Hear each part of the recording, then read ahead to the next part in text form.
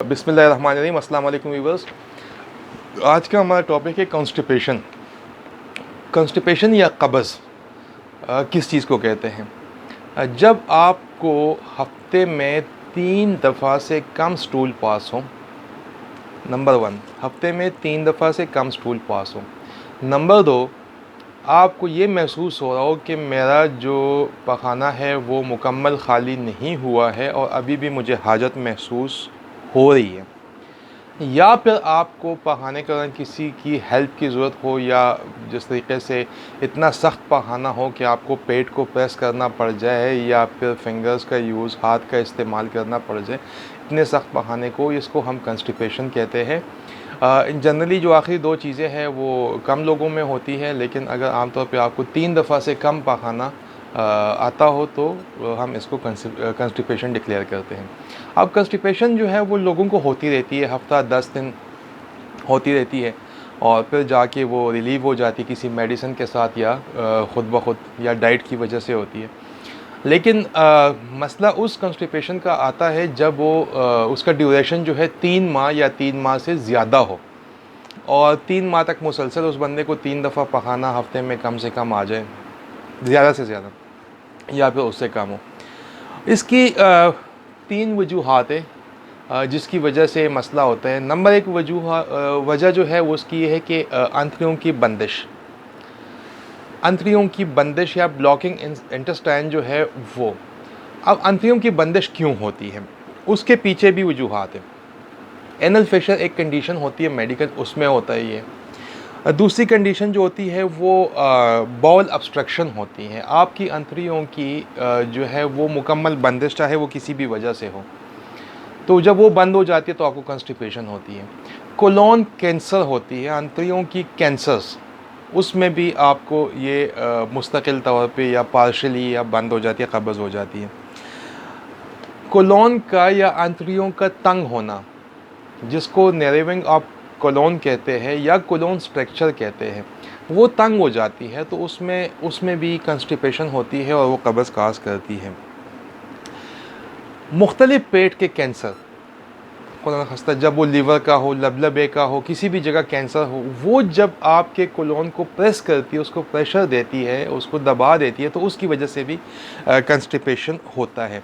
या फिर rectal cancer, पखाने की जगह का। तो ये इसकी वो वजूहात है जो सिर्फ ब्लॉकिंग की वजह से है। अब आते हैं दूसरी वजह, जो कि नर्वस सिस्टम की वजह से है या दिमाग के साथ जिसका ताल्लुक़ है। वो दूसरी बड़ी वजह है कॉन्स्टिपेशन की या कब्ज़ की। उसमें आपका होता ये है कि ऑटोनॉमिक न्यूरोपैथी जो होती है वो डेवलप हो जाती है, जिसमें आपके कोलेन के आगे जो नर्व्स होते हैं, दिमाग की जो सप्लाई करने वाली जो सिस्टम है वो डैमेज होता है। तो उस वजह से फिर दिमाग उस तरीक़े से ऑर्डर नहीं कर सकता, उस तरीक़े से अपना जो है वो इम्प्लीमेंट नहीं कर सकता, तो वो भी एक कंस्टिपेशन की वजह होती है, उसको ऑटोनॉमिक न्यूरोपैथी कहते हैं। मल्टीपल स्क्लेरोसिस, कई जगहों से आपकी जो इंटेस्टाइन है या कोई भी जगह जो उससे रिलेटेड होती है वो जाके सख्त हो जाती है, हार्ड हो जाती है। ये भी सारा जो है वो नर्वस सिस्टम के अंदर आता है। पार्किंसंस डिजीज़, ये एक बड़ी लंबी चौड़ी डिस्कशन है इसके ऊपर, तो मैं उस तक नहीं जाना चाहता। बस सिंपल इतना कहूँगा, पार्किंसंस डिजीज़ जो होती है उसमें कॉन्स्टिपेशन बहुत ज़्यादा होती है।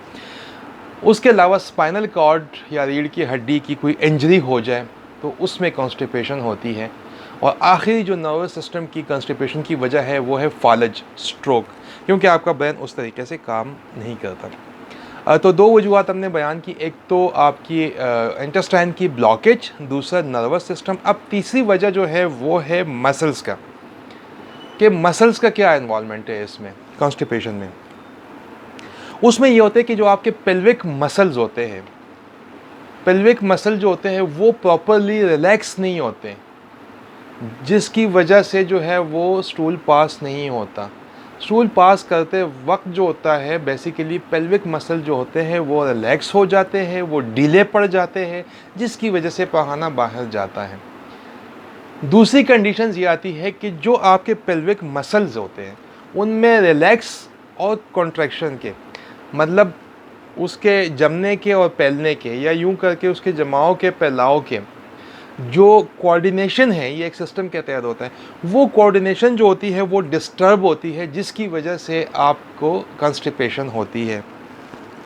ये मैंने पहले आपको कॉम्प्लिकेटेड और अनकॉम्प्लिकेटेड यूटीआई में बता दिया। जिस तरह न्यूरोजेनिक ब्लैडर होता है, जिसमें आपकी कोऑर्डिनेशन जो होती है वो कंट्रैक्शन और रिलैक्स की जो है वो डिस्टर्ब होती है।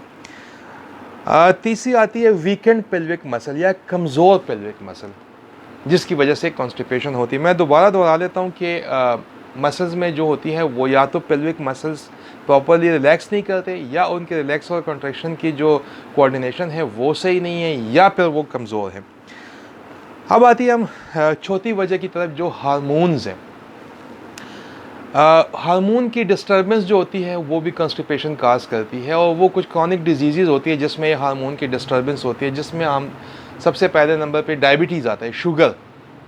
दूसरे नंबर पे आपका हाइपरथायराइडिज्म या हाइपोथायराइडिज्म, ये दोनों कंडीशन जो है वो इसमें कॉन्स्टिपेशन हो सकती है।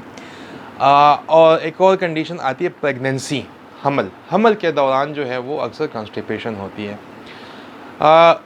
इसके बाद हम आते हैं कि कौन कौन से लोगों में ज़्यादा होती है। तो ओल्डर एज के लोग, जिनकी एज 60 या इससे अबव है, ख़वातीन में ज़्यादा होती है मर्दों की निस्बत। पानी की कम पीने की वजह से भी होती है। यहाँ भी मैं एक और चीज़ ऐड करता चलूँ कि जो हमारे आंतड़ियों का जो सबसे निचले वाला हिस्सा है, बेसिकली वहाँ पे पानी जज़ब करता है आंतड़ियाँ, तो उसकी वजह से स्टूल जो है वो सख्त होता है।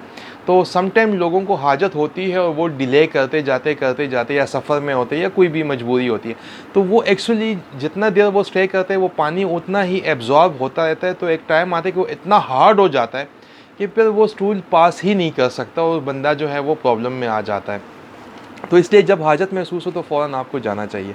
तो पानी की कमी एक बड़ी वजह है। अच्छा, वो लोग जो कि लो फाइबर डाइट खाते हैं, उनमें कंस्टिपेशन बहुत ज़्यादा होती है। और पांचवी वजह यह है कि जो फ़िज़िकल एक्टिविटी जिनकी कम होती है, वो उन लोगों में जो है वो कॉन्स्टिपेशन होती है।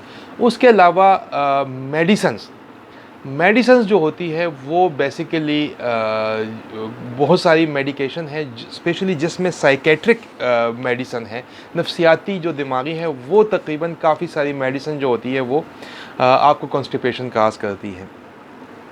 अब हम आते हैं इसकी कॉम्प्लिकेशन या इसके नुकसानात क्या है। कॉन्स्टिपेशन हो गई है, वो मैंने तारुफ़ करा दिया, वो अलामात भी बता दी और वजूहात भी 3-4 बता दी कि हार्मोन है, इंटेस्टाइनल ब्लॉकेज है, उसके अलावा आपका जो है वो मसल्स का है और नर्व सिस्टम।